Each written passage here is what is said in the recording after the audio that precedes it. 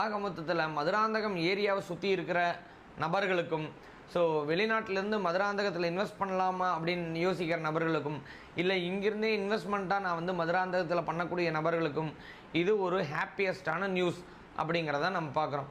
ஏன்னா லேக் ரீஸ்டோரேஷன் ஆச்சு அப்படின்னா அங்கே ஒரு பெரிய வாட்டர் ஃபெசிலிட்டிஸில் எதுவுமே ட்ராப் இல்லாமல் ஸோ பெனிஃபிட் அப்படிங்கிறது அக்ரியிலேருந்து எல்லாத்தையுமே கிடைக்கும் அப்படிங்கிறது உண்மையான விஷயம்.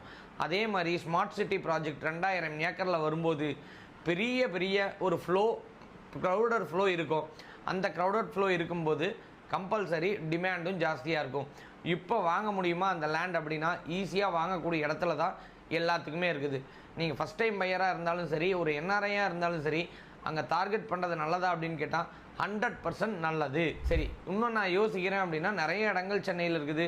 நீங்கள் அது எல்லாத்தையும் ஒன்று ஒன்றா செக் பண்ணிவிட்டு கூட நீங்கள் இன்வெஸ்ட் பண்ணிக்கலாம். ஆனால் அதுக்குள்ளே ரேட்டு டபுள் ஆகிறதுக்கான வாய்ப்புகளும்